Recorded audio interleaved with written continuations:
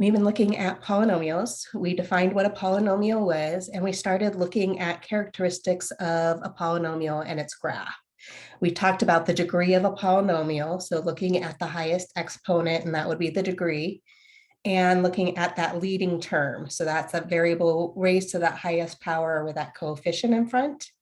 And we talked about that the graphs were going to end up looking like that, the end behaviors of that graph that kind of made or took over as x went off to negative infinity to infinity. We talked about if our degree was n, then the graph has at most n minus 1 turns. We also talked about multiplicity of a 0. So the x-intercepts are another way to say that is a 0 or a root.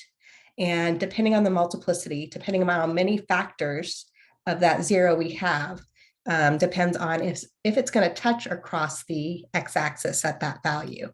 If it was even, it touches. If it was odd, it crosses. So that was just a quick run through of what we had done last week. And so now we're going to get into graphing these. So in college algebra, we don't have the tools, and you'll get these tools once you get into calculus to find that exact point where it's changing from increasing to decreasing or decreasing to increasing, where a max or a min occurs. We can kind of figure out about maybe, or get some sort of an estimate, or we can use technology to help us. But once you get into calculus, you'll be able to do that algebraically. Okay, so let's look at the summary of steps for graphing a polynomial, and then let's start looking at some examples. And so step 1, determine the end behaviors of the graph of the function. So again, when you're doing that, you're going to look at the term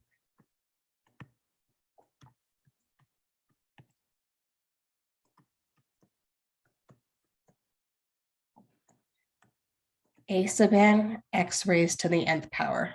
And so that was the term that had the highest exponent, and that was called our leading term. And so once we determine the end behaviors, then we're going to look at finding our x and our y-intercepts. So we know that a point on the x-axis or the y-axis, either x is 0 or y is 0. So to solve for one, we set 1 equals 0 and solve for the other variable and vice versa. We're going to determine the real zeros of a function and their multiplicity. So we're going to factor it out, see how many times a factor occurs, set each factor equal to 0. And if a factor occurs more than once, then it has a multiplicity other than 1. And then whether the graph is going to cross the x-axis at the x-intercept or just touch it. And I just mentioned that had to do with the multiplicity. We're going to determine the maximum number of the turning points on the graph of our function. And this is always at most n minus 1 turns. So 1 degree, if you look at the degree, 1 less than that degree. And then we're going to use all those steps to help us graph. So use information from step 1 to 4 to draw and complete the graph of the function to help establish the y-scale, find additional points on the graph on each side of the x-intercept. Okay, so that's kind of was a review of what we were doing again last week. Now we're going to put it together and we're going to start graphing these functions or get a general shape of what the graph will look like.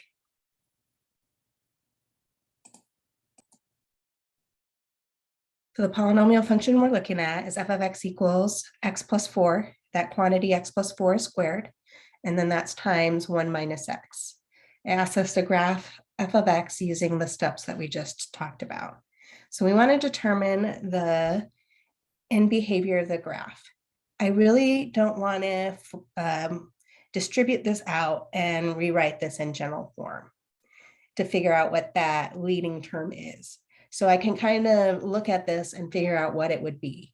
So for instance, I know that when I multiply out x plus 4 times x plus 4, that biggest term in there is x squared, right? And that number in front of my x squared is 1. And then if I multiplied this x squared by the x term in here, which is negative x, I notice that my biggest term, or my leading term, is going to be x squared times negative x, which is equal to negative x cubed. And so we want to see what's going to happen to the graph. If you think about the graph of y equals x cubed,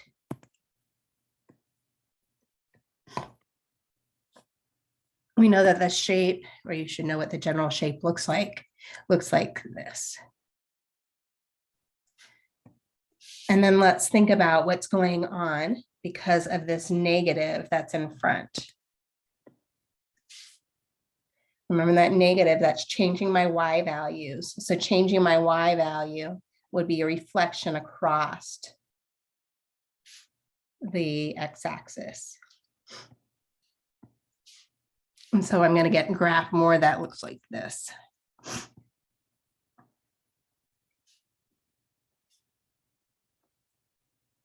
So we wrote this in kind of a notation, and I was trying to get you familiar with what you'll be seeing in calculus. And so this is saying as x goes to infinity, so x with an arrow, we're going to write that as the limit LIM underneath x going to infinity of f of x. This is equal to, so as x is approaching infinity, as x is going off to infinity, we want to see what is our y value doing. Well, our y value in our case, this one is shooting down to negative infinity. So this is going off to negative infinity.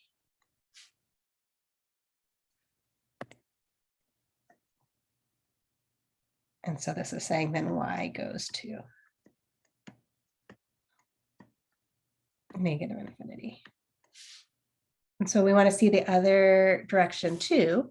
As x goes to negative infinity, then we want to see what's happening to y.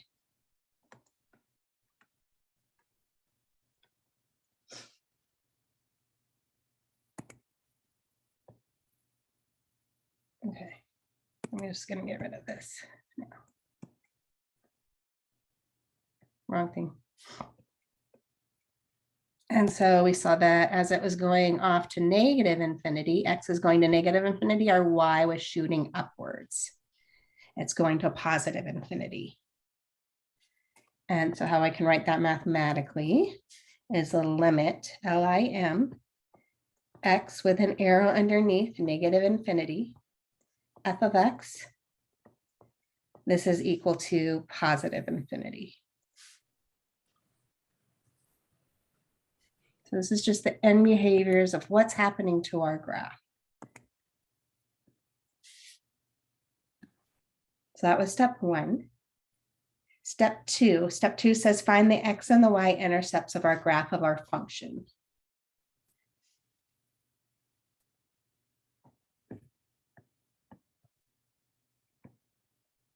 So for our x-intercept, we're letting y equal 0.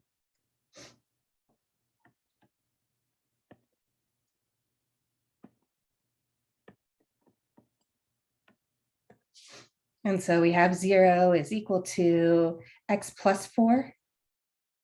I'm sorry, x-intercept, we're letting y equal 0. Yeah, okay, so x plus 4 all times 1 minus x. And that x plus 4 was squared. So I'm looking at when is x plus 4 equal to 0? And I can see that's when x is negative 4. And we're looking at when is 1 minus x equal to 0. So if we add x to both sides, we get x equals 1. So we found our x-intercept. Let's look at the multiplicity. So x equals negative 4.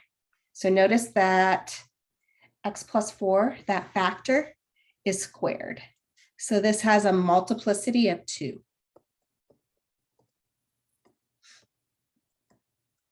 Which means that it's an even multiplicity, so it's just going to touch the x-axis.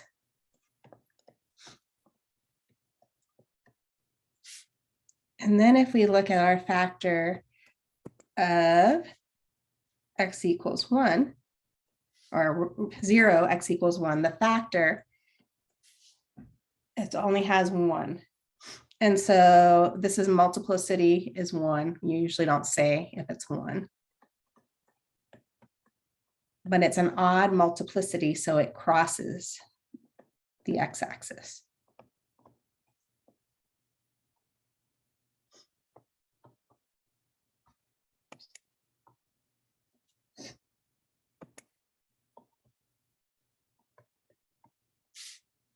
Okay, so that was for our x-intercept. Our y-intercept, we want to set x equal to 0.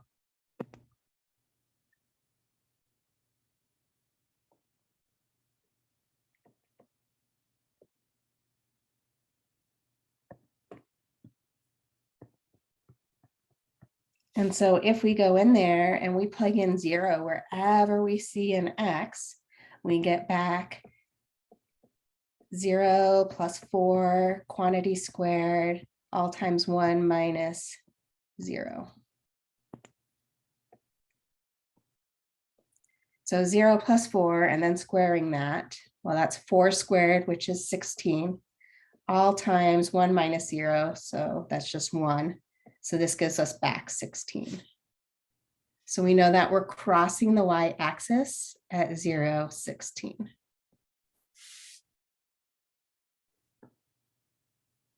Step 3, determine the real zeros of the function. Oops, I think that was step. Oh yeah, well, we kind of did that with step 2. Those are our real zeros. And we determine the multiplicity. So step 4, determine the maximum number of points of the graph.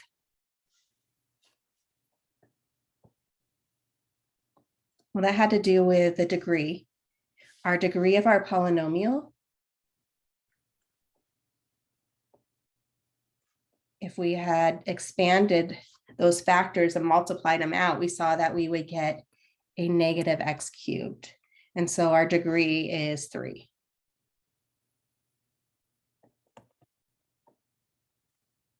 And so because the degree is 3, we have n minus 1 terms, or in our case, 3 minus 1 maximum turns, which is equal to 2 turns at the most.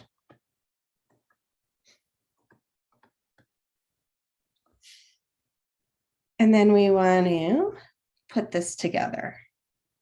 So step 5, use the information from 1 to 4 to draw a graph.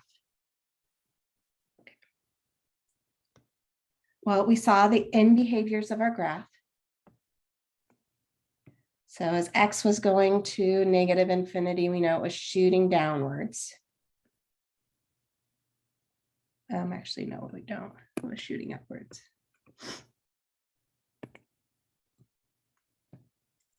And as it was going to positive infinity, it was shooting downwards.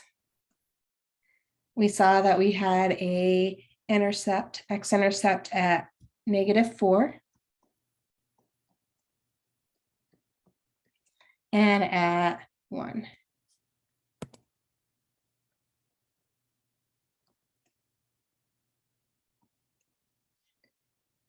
At -4, we're just going to touch the x-axis. So we know that we're coming down. We're going to just touch this axis at -4, and then we're going to turn back around.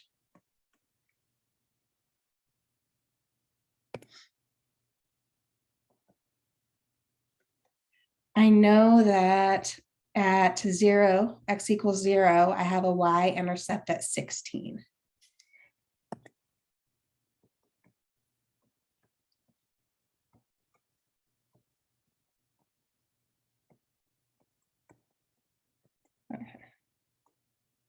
We have a point up here. We know that at x equals 1, it was an odd multiplicity, so that it's going to cross this and shoot downwards. So I kind of need to know a little bit. I'm curious, how far is that going to go up when x is -4? And when is it going to turn direction in here to get back down to my other x-intercept? And so we can start plotting some points. And so let's say we want to look at f of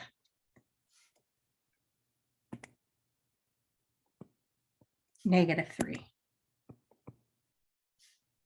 So if we go in and we plug in -3 wherever we see an x, we get this -3 plus 4, which is 1 squared.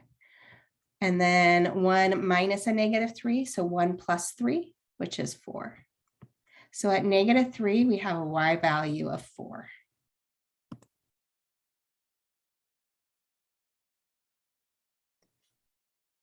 If I look at f of -2, plug it in wherever I see an x and f of x, we get -2 plus 4, which is 2, and 2 squared gives us 4. And then -2, so 1 minus a -2 is 3, so 4 times 3, which gives us back 12. So we have a point at -2, 12. That was 16. About here. If we plug in f of -1, plug it in wherever we see an x, we got -1 plus 4, which is 3. 3 squared is 9. So that gives us 9 times -1. So 1 minus a -1, so that's 2. So we have 9 times 2, which is 18. So notice that that's extending past the y-intercept.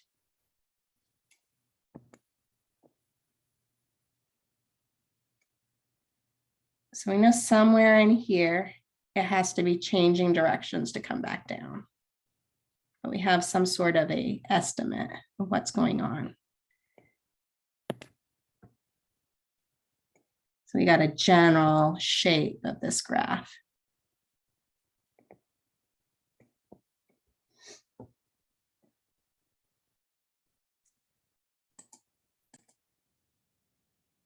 Okay, so I just pulled up Desmos from the internet to graph this. So here's the graph that we just graphed.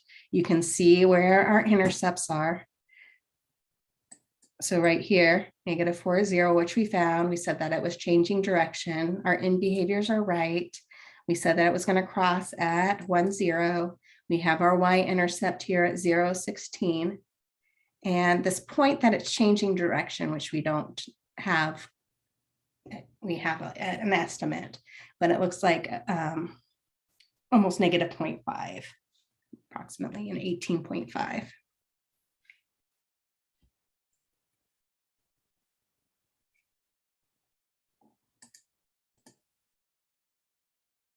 Okay, so we want to graph this next polynomial. F of x equals -x to the 5th plus 4x to the 4th plus 4x cubed minus 20x squared. And so we want to find out what the end behavior of our graph is. And so our leading term is the term that has the highest exponent. And in our case, it is -x to the 5th. So I know that the graph is at the end behaviors is going to be like -x to the 5th. And I want to see what's happening as x goes to -infinity. What's happening to my y value? Is it going upwards or is it shooting downwards? If you can't tell or don't know the shape of the graph, then start thinking about if you plug in this case, negative numbers, is that number going to come back positive or negative? So if I go in here and I have negative, and then I raise some negative number here because I'm going off to -infinity, and I raise that negative number to the 5th power, I want to know, is my result positive or negative?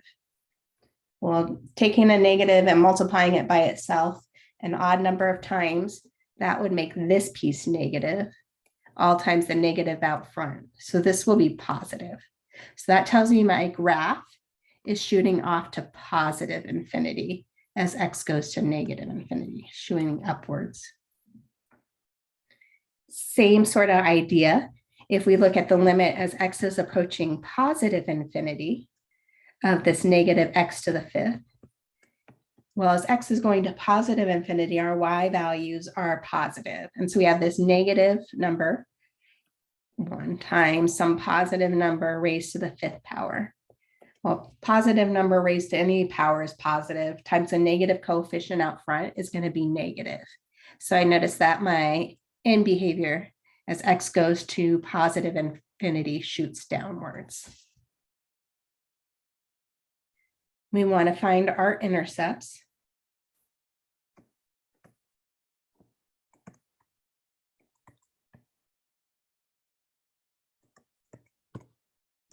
So the y-intercept is the easiest one to find in this case, because all we have to do is plug in 0 for x, and that would just give us back our constant term.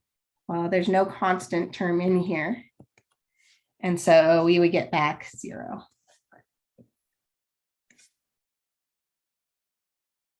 And then, so I know that's also an x-intercept.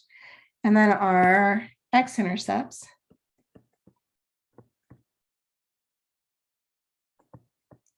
we're going to let x equals 0 and solve for y. I'm sorry, we're going to let y equal 0 and solve for x. So we have 0 is equal to negative x to the 5th plus 5x to the 4th plus 4x cubed minus 20x squared.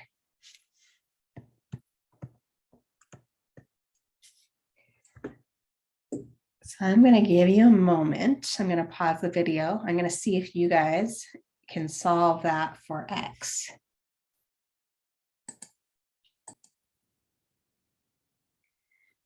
Okay, so right now we want to find those zeros. Hopefully you were able to find them. If not, I will start showing you how to do it. But I just wanted to mention that this chapter is going to give us tools to find zeros of a polynomial when it's not factorable. If you look at this, and I'm looking at it, I see 4 terms. And looking at my polynomial kind of helps me decide how am I going to approach factoring this in some certain instances. And so in this case, I see 4 terms. So I'm going to try factoring by grouping. And so I'm going to pull out what the first 2 terms have in common. And so I have a negative x to the 5th plus 5x to the 4th. So I'm going to pull out, both of them have an x to the 4th in common. And so if we pull out x to the 4th out of those first 2 terms, we're left with a negative x and then plus a 5. Plus, so looking at the last 2 terms, 4x cubed minus 20x squared. Let's see what they have in common, and let's pull that out. The thing that we're trying to do is get the same thing inside the parentheses. So I want that to be a negative x. So I'm going to pull out, instead of a positive 4x squared, I'm going to pull out a negative 4x squared.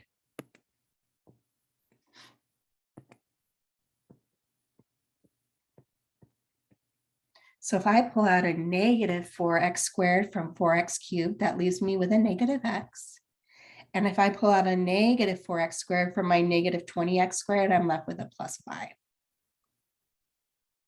So what we have inside the parentheses is the same. And so we're going to factor out that parentheses. And when we factor out that parentheses, negative x plus 5 from this first grouping in here, well, all we're left with is the x to the 4th. And when we pull out negative x plus 5 from the second grouping, all we're left with is this minus 4x squared.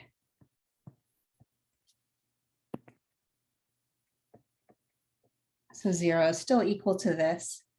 I notice my second parentheses, I can simplify a little further.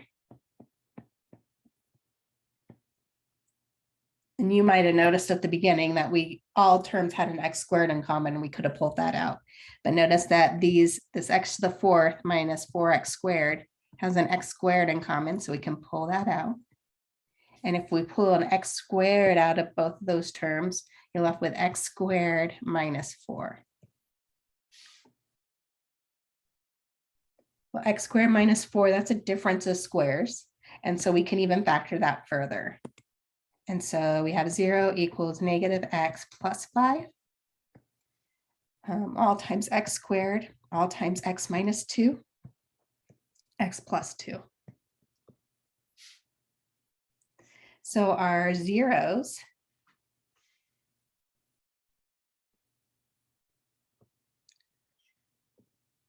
of our polynomial, another way to say that is our x-intercepts, or the roots of our polynomial. We have, well, when negative x plus 5 is equal to 0, solving for x, this is when x equals 5. We're looking at when is x squared equal to 0? That's when x is equal to 0. We're looking at when is x minus 2 equal to 0, and that's when x is 2. And when is x plus 2 equal to 0, that's when x is negative 2.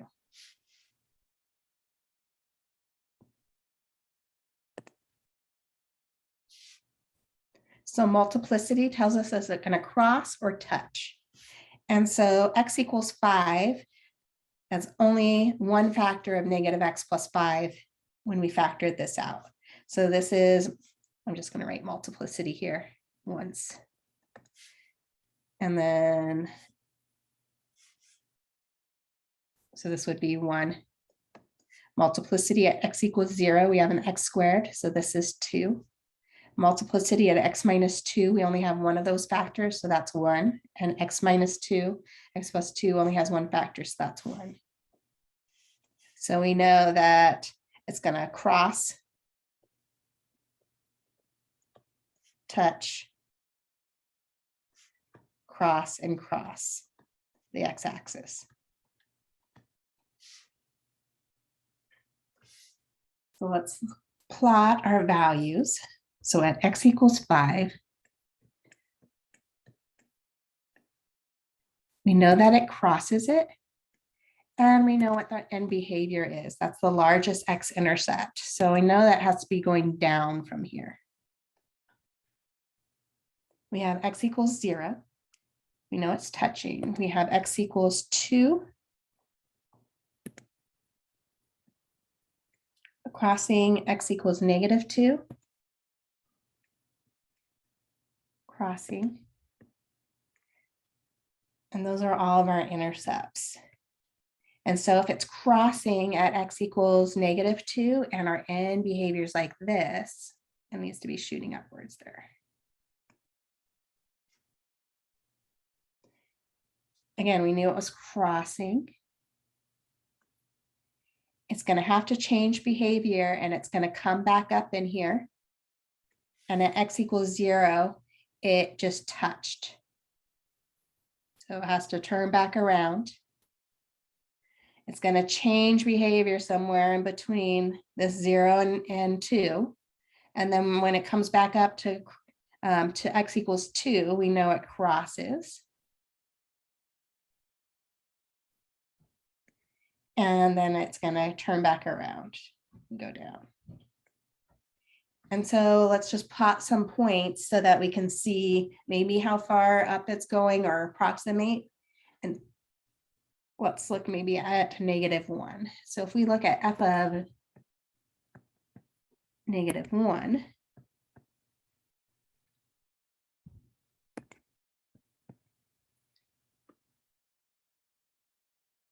okay, well, that would give me negative 1 raised to the 5th power, which was negative 1 times the negative out front. So that's 1. Plus negative 1 to the 4th power is 1. 1 times 5 is 5. Then we have negative 1 cubed is -1 times 4, so this is -4. And -1 squared is +1 times -20, so this is -20. So 1 plus 5 is 6, -4 is 2, 2 minus 20 is -18.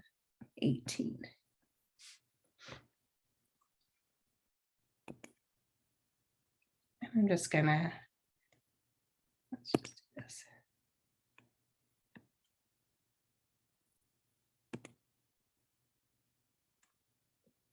Just gonna give us an estimate. And if we plug in +1,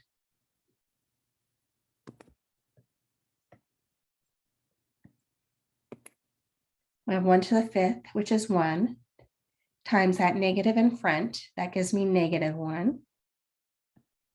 1 to the 4th is 1 plus 5, or times 5 is 5. 1 cubed is 1, so we have 4 and then -20. So we have -1 plus 5 is 4, 4 plus 4 is 8, 8 minus 20 is -12.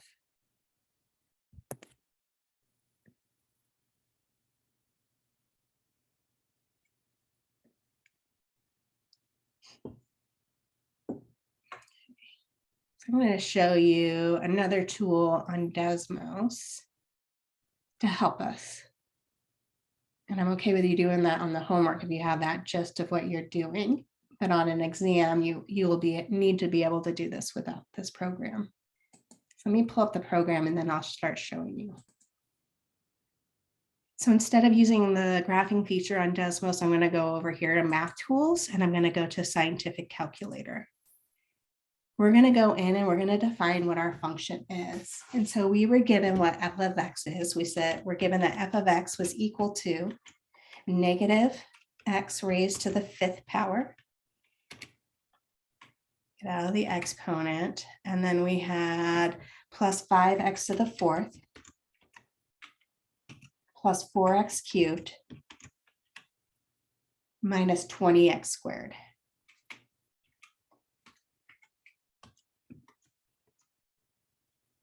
And I forgot to put in equals. There we go. And I'm going to push enter. And so now I can evaluate this at any number. And I'm going to tell it, okay, let's look at f of, well, let's just check our work. We saw that f of 1 was -12. We saw f of -1, that was -18. But I want to see what's going on the other side of x equals 2. So let's see what's happening at f of 3. So we get 90. That's pretty high, huh? F of 4, I think that was where we get 192. So it's getting up there. And those are just our integers. I can, so I saw that f of 4 was way up here more. So I could see, is it changing direction maybe between 4 and 5? So I could put in some more numbers. Let's see. I wanted to get even more accurate, f of 4.5. Which is 164. So it's getting smaller than my y value at f of 4. So it's changing direction somewhere between 4 and 4.5.